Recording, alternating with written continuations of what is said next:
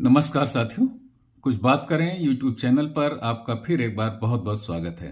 कल 4 दिसंबर थी और कानपुर के ग्रीन पार्क स्टेडियम में गीता जयंती समारोह बहुत विशाल स्तर पर मनाया गया था।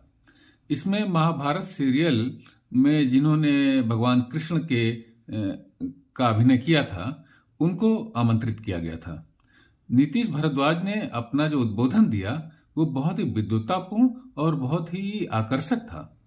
उन्होंने याद किया कि जब फूलन देवी सांसद थी तब वो भी सांसद थे और फूलन देवी का उदाहरण दे करके उन्होंने महिलाओं की सबलता के संबंध में अपने विचार व्यक्त किए और धर्म अर्थ काम मोक्ष पर भी अपने विचार व्यक्त किए। बहुत ही विद्वतापूर्ण उनका भाषण था। तो देखिए आप कि उन्होंने क्या कहा। देखा था टेलीविजन पर और सारे अखबारों में कि कितना अत्याचार हुआ था उनके साथ में।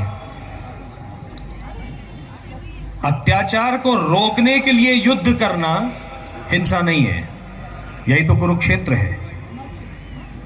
लेकिन यदि वो अंतिम विकल्प हो तो उस बहन के पास शायद वो अंतिम विकल्प था।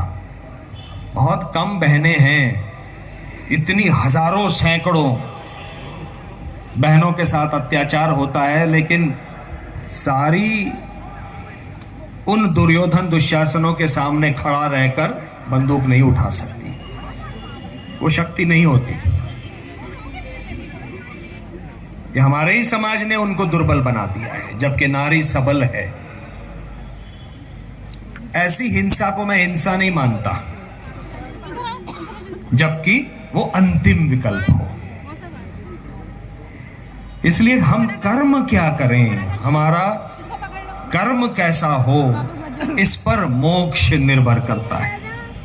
इसलिए फिर से मैं स्वामी विवेकानंद जी का उदाहरण दूंगा। 4 पुरुषार्थ बताए हैं सनातन संस्कृति में, धर्म अर्थ काम और मोक्ष। तो धर्म को सबसे पहले क्यों रखा गया है? क्योंकि यदि आप सोचेंगे, मनुष्य जब जन्म लेता है, पुत्र हो पुत्री हो, कोई भी जब जन्म लेता है तो पहले आधे ही घंटे में प्रथम इच्छा व्यक्त करता है, माता का दूध चाहिए। इच्छा, काम, काम अर्थात इच्छा, वासना नहीं। वो इच्छा इतनी प्रबल जब हो जाती है कि किसी का उन इच्छाओं पर नियंत्रण नहीं रहता तो वो इच्छा वासना बन जाती है। लेकिन सर्वप्रथम एक शिशु इच्छा व्यक्त करता है, फिर वो थोड़ा थोड़ा बड़ा होता है, उसे हम खिलौना देते हैं, चॉकलेट देते हैं। एक समय तक वो खिलौना चॉकलेट जब हम मांग लेते हैं तो वो शिशु वापस भी कर देता है। लेकिन एक समय ऐसा आता है, एक आयु ऐसी आती है शिशु की, जब वो यूं पकड़ के रखता है, कहता है ये मेरा है। ये मेरा का भाव जहां आ गया, ये चीज मेरी है, ये वस्तु मेरी है, वो आ गया अर्थ, अर्थ कारण। तो काम और अर्थ तो मनुष्य जीवन में स्वाभाविक हैं, ये बुरे नहीं हैं। लेकिन इन पर संयम रखना ताकि हम मोक्ष तक जाएं, इसीलिए धर्म को सर्वप्रथम रखा है, पुरुषार्थ को, ताकि धर्म मार्ग पर चलते हुए हम अपना अर्थ और काम व्यक्त करें या उसकी इच्छाएं हम पूर्ण करें, ताकि हमें मोक्ष मिले। यदि हमने वासना का जीवन जिया तो गलत काम किया, गलत कर्म किया। हम दैनंदिन जीवन में जो,